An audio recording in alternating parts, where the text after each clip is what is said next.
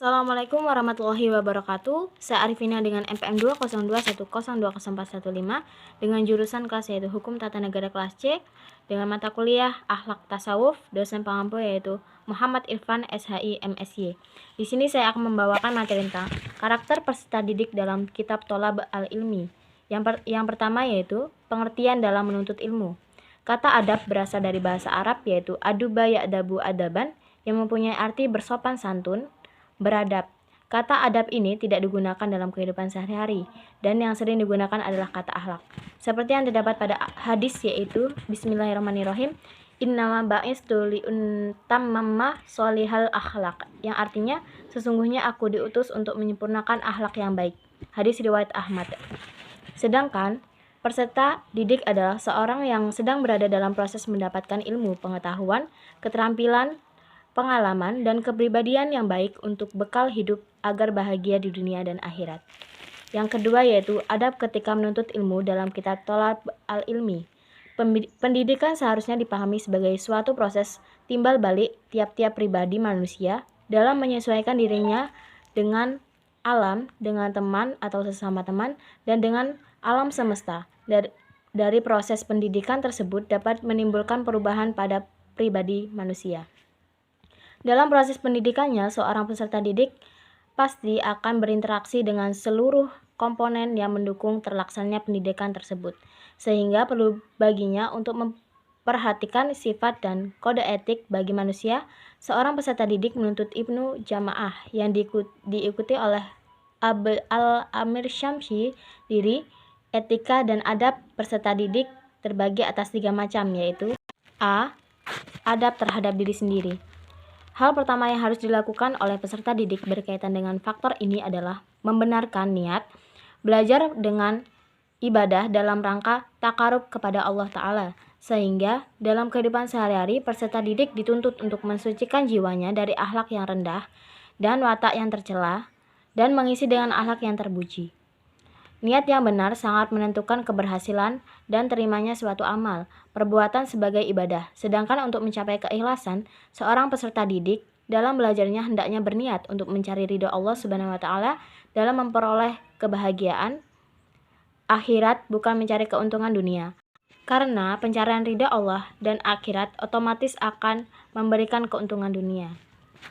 Yang kedua yaitu memiliki hasad atau hirs, yaitu kemauan, gairah, moral, dan motivasi yang tinggi dalam mencari ilmu, serta tidak merasa puas dengan ilmu yang diperolehnya. Hasrat ini menjadi penting sebagai persyaratan dalam pendidikan, sebab persoalan manusia tidak sekadar mampu, kudroh, tetapi juga mau atau irodah. Simbiotis adalah antara mampu yang diwakili kecerdasan dan mau yang diwakili hasrat akan menghasilkan kompetensi dan kualifikasi pendidikan yang maksimal. Motivasi belajar Islam tidak semata-mata untuk memperoleh prestasi, yaitu dorongan untuk mengetahui tantangan untuk maju dan berkembang. Yang kedua itu beralifikasi, yaitu dorongan untuk berhubungan. Yang ketiga yaitu menghiasi seluruh aktivitas pribadinya dengan akhlak yang baik, yaitu bersikap tawadu atau rendah hati dengan cara meninggalkan kepentingan pribadi untuk kepentingan pendidikan. Yang kedua yaitu bersabar dan tabah atau istibar, serta tidak mudah putus asa dalam belajar. Sabar menjadi kunci bagi keberhasilan dalam belajar. Karena sabar merupakan inti dari kecerdasan emosional, banyak orang yang memiliki kecerdasan intelektual yang baik, tetapi tidak dibarengi dengan kecerdasan emosional atau seperti sabar ini, maka ia tidak memperoleh apa-apa. Syekh Utsaimin dalam kitab Syarh Hilyah Thalabi al-Ilmi mengatakan beberapa adab seorang peserta didik terhadap dirinya sendiri, yaitu menghiasi diri dengan rasa takut kepada Allah Ta'ala secara lahir dan batin, muraqabah atau merasa diawasi Allah Ta'ala baik dalam keadaan sembunyi maupun terang-terangan, menjaga ifah atau kehormatan diri, berakhlak yang baik, menjaga muru'ah atau integrasi diri, tidak terus-menerus terlena dalam kemewahan dan kelezatan dunia, dan bersikap lemah lembut selaku dalam tutur kata. Yang kedua yaitu adab terhadap pendidik. Seorang peserta didik dalam proses pendidikannya tidak lepas dari interaksi atau hubungan antara peserta didik dengan pendidik.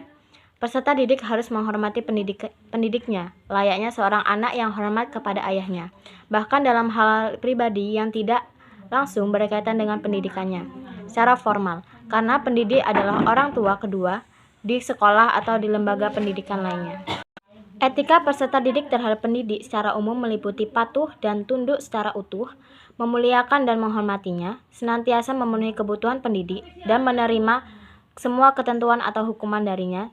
Seorang pendidik tidak semata-mata mengambil sebuah kebijakan tanpa mempertimbangkan kualitas dari keputusan. Hubungan yang terjalin antara peserta didik dan pendidik akan mempengaruhi terhadap sikap dan kepribadian peserta didik dalam kesehariannya. Bahkan lebih jauh dari itu, komunikasi dan interaksi yang baik di antara keduanya dapat menentukan keberhasilan pencapaian cita-cita peserta didik. Berkenaan dengan hal ini, Al-Ghazali menjelaskan dalam kitab Ihya Ulumuddinnya, adab peserta didik terhadap gurunya akan berimplikasi pada keberhasilan cita-cita yang diharapkannya.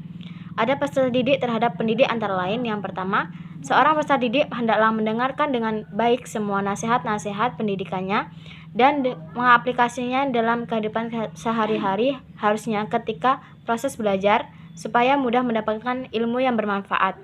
Nasihat yang diberikan oleh pendidik akan bermanfaat bagi peserta didik untuk mencapai apa yang ia cita-citakan. Yang kedua yaitu menjaga kehormatan dan kewibawaan pendidik dengan tidak menanyakan hal-hal yang bersifat menguji kemampuan ilmiahnya tanpa faedah dan tidak memanggil namanya secara langsung. Yang ketiga yaitu memaklumi kesalahan yang dilakukan pendidik khususnya dalam proses belajar mengajar dengan asumsi bahwa setiap manusia pasti pernah melakukan kesalahan sekalipun seorang itu adalah pendidik. Yang keempat, dalam proses menuntut ilmu, tidak pantas bagi seorang pendidik apabila memilih pendidikan berdasarkan kantipologinya apakah dia terkenal atau tidak, karena ilmu dapat didapatkan dari mana saja dan di mana saja meskipun berasal dari seseorang yang derajatnya lebih rendah daripada kita. Seperti yang terdapat pada surat An-Nahl ayat ke-23 yaitu Bismillahirrahmanirrahim, innahu la yuhibbul mustakbirin, yang artinya sesungguhnya dia tidak menyukai orang-orang yang menyombongkan diri. Yang kelima yaitu hendaklah peserta didik mengarahkan seluruh kemampuannya untuk bisa fokus memperhatikan dan mendengarkan penjelasan yang disampaikan pendidik supaya dapat menyerap seluruh informasi yang disampaikan pendidik pada saat pengajaran berlangsung. Keenam yaitu seorang pelajar harus bersikap sopan dan tidak boleh mengajukan suatu pertanyaan sebelum meminta izin terlebih dahulu terhadap pendidiknya. Yang ketujuh yaitu seorang peserta didik hendaknya mengerti dan memahami kondisi pendidiknya sehingga bisa menempatkan diri kepada kapan dia harus bertanya, meminta penjelasan tentang pelajaran yang diajarkan atau hal-hal lain yang berpotensi memancing kemarahan pendidik. C. Adab terhadap ilmu. Ada beberapa poin yang diungkap dalam masalah adab peserta didik terhadap pelajar. Yang pertama yaitu ta'zimal ilmi atau mengagungkan ilmu baik dalam bentuk catatan dengan memperindah tulisan, menjaga kebersihan dan kerapihannya, maupun rekaman dengan menjaga keotentikannya, apalagi berupa teks naskah baik Al-Quran maupun Al-Hadis sebagaimana yang dicontohkan Imam Malik ketika akan mengajarkan hadis kepada muridnya. Yang kedua yaitu mendahulukan ilmu agama sebagai pondasi utama sebelum ilmu-ilmu lainnya. Akan tetapi dalam suatu kondisi, keduanya bisa dipelajari secara bersamaan secara proporsional dalam mengurangi kemuliaan ilmu agama itu sendiri.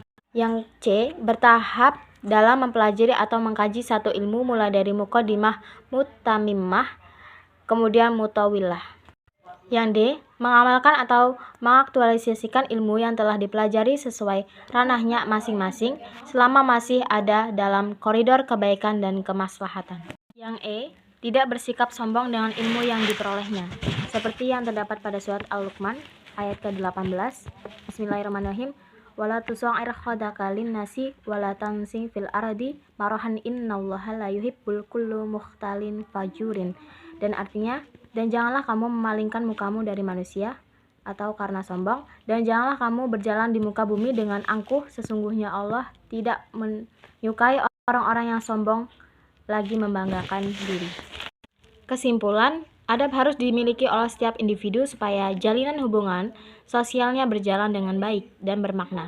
Begitu juga dalam proses pendidikan, seorang peserta didik hendaklah memiliki adab terhadap dirinya sendiri, pendidik maupun ilmu yang sedang atau akan dipelajarinya. Karena eksistensi adab pada proses pendidikan akan mempengaruhi kualitas aspek aksiologi dan ilmu yang diperoleh. Mulai dari mensucikan jiwanya dengan meluruskan niat atau tawadhu, bersemangat dalam menuntut ilmu, menghormati pendidik, ta'zimal ilmi, dan adab-adab yang lainnya. Apabila adab-adab tersebut telah terrealisasikan, maka peserta didik akan lebih mudah mencapai apa yang dicita-citakan, menjadi seorang pelajar yang berkarakter keberkahan dalam ilmu.